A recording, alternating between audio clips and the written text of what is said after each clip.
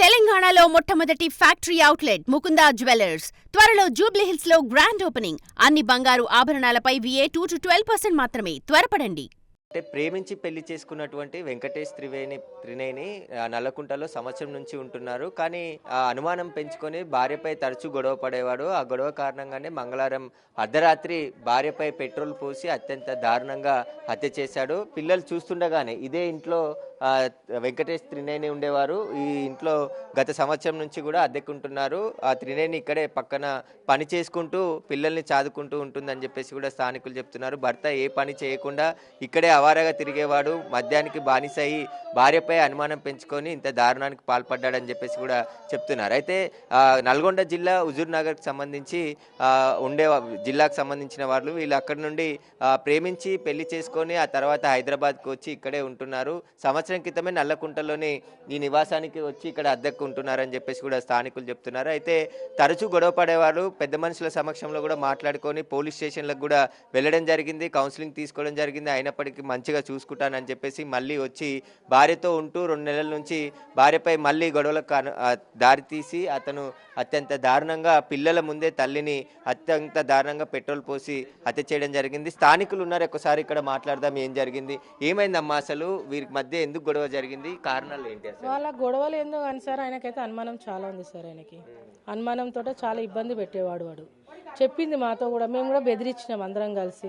అట్లా అనుమానం పడదు, జాబ్ చేసే దగ్గర అన్నీ ఉంటాయి, మంచి ఉంటుంది చెడు ఉంటుంది, పంచోడు వస్తాడు చెడ్డోడు వస్తాడు, కానీ మీరు అట్లా చేయడం తప్పు, నువ్వు ఆడ పోయి అడగడం తప్పు అని అంటే, లేదక్క నేను ఇంకోసారి చెయ్యను అని అన్నాడు. అంతే అన్నాడు కదా అని చెప్పినాం. ఇక వాళ్ళ తర్వాత ఊర్లో ఏం జరిగిందో తెలియదు, అక్కడ ఏం చెప్పుకొని ఇక్కడ ఎందుకు వచ్చిండో కూడా తెలియదు మాకు. వచ్చినాక మేమే షాక్ అయినాం. మళ్ళీ వచ్చిండు, మళ్ళీ ఏం చేస్తాడో తెలియదు. దాన్ని బతకనిచ్చేటట్టు లేడు వీడు, దాన్ని కష్టం చేసుకునిచ్చేటట్టు లేడు. 2 పిల్లలను చదువుకోవాలి, నువ్వు కష్టము చేయవు చేసేదాన్ని అది చేసినావు. ఇప్పుడు 7 దినం దాన్ని చంపేసాను. పిల్లలు ఆగమైపోయారు కదా సార్. అమ్మాయి మెయిన్, అబ్బాయి దంటే వదిలేసాను చిన్న పిల్లోడు, వాడి పిల్లోడు కూడా కాదు, కానీ అమ్మాయి ఆగమైపోయింది కదా సార్. ఇప్పుడు తల్లికి ఆడపిల్లకు అయితే తల్లి ఉండాల్సిందే కదా, తల్లిని లేకుండా చేసిన ఆ పిల్ల ముందు కాల్చిందంటే ఆ పిల్ల తట్టుకోలేకపోతుంది. ఆ పిల్ల అసలు అమ్మాయిని చూస్తే మాకు బాధ అనిపిస్తుంది. మా ఇంటికి లేకపోతే ఎదురుగా వాళ్ళ ఇంటికి వీళ్ళ ఇంటికి వచ్చేది అక్క అక్క అని చెప్పి, ఆంటీ ఆంటీ అని చెప్పి. ఆ పిల్ల ఆ రోజు బయటికి వచ్చినాక కూడా ఎంత వణుకుతుందంటే అంత వణుకుతుంది. ఏమైందమ్మా అని అంటే, మా డాడీ ఇట్లా చేసిండు అక్క అని చెప్పి ఏడుస్తుంది అమ్మాయి. ఎంతవరకు కరెక్ట్ సార్? కానీ వాడికి ఏదో ఒక శిక్ష సార్. వాడు అసలు బయటికి కాదు కదా, అసలు బతికే ఉండదు వాడు కూడా, అస్సలు ఉండదు సార్. ఆ రోజు ఏం జరిగింది మీరు చూసిరా? అరిచిందా, గొడవ జరిగిందా ముందు, ఆ తర్వాత పెట్రోల్ సార్? అరవడం అనేది కాదు, పొద్దున గుడికి వెళ్తున్నా అని చెప్పి వెళ్ళింది అమ్మాయి. గుడికి వెళ్తున్నానక్క బల్కంపేటకి, ఆమె ట్యూస్డే వెళ్ళేది, వచ్చి మాకు చెప్పి వెళ్ళేది. సాయంత్రం కూడా కలిసేది, కానీ ఆ రోజు మాకు సాయంత్రం కనబడలే అమ్మాయి, అస్సలు కనబడలేదు. మేము అమ్మాయిని కూడా పిలవలేదు, మర్చిపోయాం. అది చల్లగా ఉంది కదా సార్ మొత్తము వెదర్, లేకపోతే రాత్రి 12 వరకు మేము ఇక్కడ కూర్చుంటాం అందరం. ఈ అమ్మ తను ఆ బాబుని తీసుకొని మొత్తం మేము కూర్చుంటాం ఇక్కడ. అట్లాంటి చల్లగా ఉందని చెప్పి ఎవరి ఇళ్ళలో వాళ్ళు మేము ఉంటున్నాం కాబట్టి ఏం జరిగిందో కూడా మాకు తెలియదు. ఆ అమ్మాయి ఎన్ని గంటలకు పోయిండే ఇక్కడ నుంచి మళ్ళీ హత్య చేసి తర్వాత మీరు చూస్తుంటేనే పారిపోయిందా లేకపోతే? సార్ మేము చూడలేదు. వెళ్ళిపోయేటప్పుడు బ్యాక్ సైడ్ మాకు ఇంకో రోడ్డు ఉంటుంది, ఈ వెనక సైడ్. ఆ రోడ్ నుంచి చిన్న సందు ఉంటుంది, సందు నుంచి స్ట్రైట్ వెళ్ళిపోతే మెయిన్ రోడే వస్తుంది. అది అటు వెళ్ళిండని మొన్న పోలీసులు తీసుకొని వచ్చినప్పుడు చూపించిండు వాడు, నేను ఇటు పారిపోయినా అని చెప్పి. కానీ మేము అంత ఎక్స్పెక్ట్ చేయలేదు సార్ వాడు అటు నుంచి వెళ్తాడని చెప్పి. మేము ఇక్కడ చూస్తున్నాం, ఫోకస్ మొత్తం ఇక్కడే ఉండే. తిని అరిసేసరికి, పొగలు వచ్చేసరికి, మంట వచ్చేసరికి ఇక్కడ మేము ఫోకస్ చేస్తాం. మొత్తం ఆల్మోస్ట్ ఇక్కడ ఎంతమంది అంతమంది ఉరికొచ్చేసారు ఇక్కడికి, ఏమైంది అని చెప్పి. ఆ అమ్మాయిని బయటికి తేవడం కూడా ఇంకొక అబ్బాయి తీసుకొచ్చాడు, లాక్కొచ్చాడు. సాపాలో పడుకుని లాక్కొస్తే మొత్తం స్కిన్ వచ్చేస్తుందని చెప్పి వదిలేశాడు అబ్బాయి. ఏదైనా చేద్దాం, ప్రయత్నం చేద్దాం, బతుకుతుంది కదా అని చెప్పి. కానీ ఉండే ఇక్కడ ఉన్నప్పుడైతే తనకు ఊపిరి ఉండే అమ్మాయికి. హాస్పిటల్ పోయినాక 4 o'clock. పిల్లలకి ఎట్లుందమ్మా, లేదు లేదు సార్, అమ్మాయికి ఏం కాలేదు. ఇక అబ్బాయి అయితే వాడు బయటే వాళ్ళ నాన్నతో పాటే ఉన్నాడు, వాడికి ఏం కాలేదు సార్. అయితే ఇంకా కొంత పక్క వాళ్ళు ఉన్నారు. ఏం జరిగింది అసలు, ఎట్లా అమ్మా ఆ రోజు రాత్రి మీరు చూసిరా? ఏం జరిగింది అసలు? అతను వెంకటేష్ ఎట్టుపోయిండు? ఆయన నిప్పు పెట్టేసి అంటించేసి పారిపోయిండు వెనక గల్లీలోనే నుంచి. అటే వెళ్ళిపోయిండు. మాకు 2 సైడ్లు ఉంటాయి అన్నమాట గేట్స్, డోర్లు 2 సైడ్ డోర్లు ఉంటాయి. ఎమర్జెన్సీగా ఉంటే మేము 2 సైడ్స్ వాడుకుంటాం. కానీ వాడికి సేఫ్ ఏమైందని అంటే 2 డోర్లు ఉండడం వల్ల వాడు ఆ డోర్ నుంచి తప్పించుకొని పారిపోయిండు. ఈ డోర్కేమో ముందు నుంచి చిన్న లాక్ చేసిండు బయటికి రాకుండా ఉండడానికి. పాపం ఆమెకి ఏమైంది, ఆమెకు చిన్నది అయినా కూడా ప్రాబ్లం, చిన్నది వచ్చినా కూడా బయటకు వచ్చేస్తుంది, లేదా పెద్దగా వచ్చేస్తుంది, ఎవరో ఒకరు బయటకు వస్తారని చెప్పి. అంత జరుగుతుంటే కూడా ఆమె ఎందుకు బయటికి రాలేదు అనేది తెలియట్లేదు. అంటే తరచూ గొడవ పడేవాడు, కొట్టేవాడా భార్యని గొడవ అవుతూ ఉండేది చాలా సార్లు. ఒకసారి కూడా ఒక 6 months బ్యాక్ కూడా మన ఇది ఉంటుంది కదా మంచం, అది మంచం అంటారు, మంచానికి వేసి కొడితే ఇది పగిలిపోయింది ఇట్లా. అప్పుడు మేమే ఉండి పిచ్చిలేసిన దానికి అమ్మాయిని చంపదలుచుకున్నావా ఏంది అని చెప్పి తిట్టి పోలీసు వాళ్ళకి ఫోన్ చేసి పట్టించాం. పట్టిస్తే పోలీసు వాళ్ళు తీసుకెళ్ళి కొంచెం కోటింగ్ ఇచ్చి పంపించారు మళ్ళీ. కానీ ఆ అమ్మాయి 2 సార్లు స్టేషన్కి వెళ్ళింది, ఉమెన్ ప్రొటెక్షన్కి వెళ్ళింది, కానీ అమ్మాయికి ఎక్కడ న్యాయం జరగలేదు.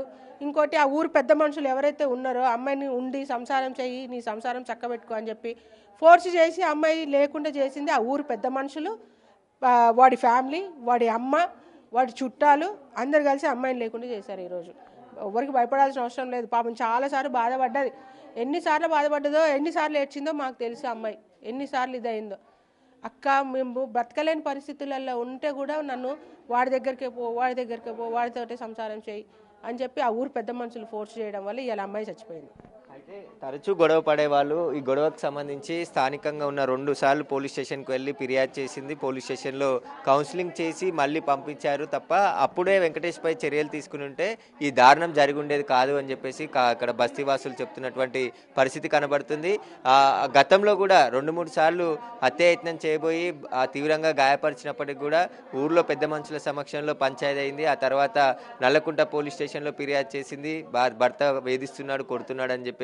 అయినప్పటికీ సరైన చర్యలు తీసుకోకపోవడంతో చివరికి భార్యని వెంకటేష్ హత్య చేశాడని చెప్పేసి కూడా స్థానికులు అయితే ఆగ్రహం వ్యక్తం చేస్తారు. వెంకటేష్ని కఠినంగా శిక్షించాలని చెప్పేసి కూడా వారు కోరుతున్నారు. ఈ నల్లకుంటలోనే దాదాపు చాలా రోజుల నుంచి ఉంటున్నారు. ఇల్లు అంతా కూడా పూర్తిగా అగ్నికి ఆగుతైనటువంటి పరిస్థితి. ఇంకా పొగ కనబడుతున్న 2 రోజులు అయినప్పటికీ కూడా డోర్ క్లోజ్ చేసి ఉండడంతో ఆ పొగ అంతా కూడా కనబడుతున్నటువంటి పరిస్థితి కనబడుతుంది. లోపల మనం చూడొచ్చు ఒక మంచం ఉంది, మంచం పైనే పూర్తిగా ఈ మంచం పైనే దీనికి సంబంధించి ఆయన పడుకున్న సందర్భంలో పెట్రోల్ తీసుకొచ్చి ఆ పెట్రోల్తోని దారుణంగా హత్య చేశాడు. ఆ కూతురు బాత్రూంలో దాచుకోవడంతో ప్రాణాలతో బతికిందని చెప్పేసి కూడా చెప్తున్నటువంటి పరిస్థితి కనబడుతుంది. లోపల సామాను కూడా చెల్లా చెదురుగా పడిపోయినాయి. లోపల అక్కడి నుంచి ఒక డోర్ కనబడుతుంది మనకి, ఎగ్జిట్ అక్కడి నుంచి పారిపోయినటువంటి పరిస్థితి ఉంది. ఆ తర్వాత పోలీసులు కేసు నమోదు చేసుకొని దర్యాప్తు చేయడంతో పోలీసులు అతన్ని అరెస్ట్ చేసి ప్రస్తుతం అదుపులోకి తీసుకోవడం జరిగింది. దీనిపైన అన్ని సెక్షన్ల ప్రకారం పోలీసులు కేసు నమోదు చేసి దర్యాప్తు చేస్తున్నారు. అసలు ఏం జరిగింది, ఎలా, దీనికి సంబంధించిన అన్ని ఆధారాలు కూడా పోలీసులు సేకరించడం జరిగింది. ప్రస్తుతం వెంకటేష్కి సంబంధించి ఆయన బంధువుల పాత్ర కూడా ఇందులో ఏమైనా ఉంటే వారిపైన కూడా కేసు నమోదు చేస్తామని చెప్పేసి కూడా పోలీసులు చెప్తున్నటువంటి పరిస్థితి. తరచూ పెళ్ళైనప్పటి నుంచి కూడా తీవ్ర ఇబ్బందులకు గురి చేసి అంటే ప్రేమించి వివాహం చేసుకున్నారు. పాప బాబు పుట్టిన తర్వాత కూడా తానే కుటుంబాన్ని పోషిస్తుంది త్రినేని.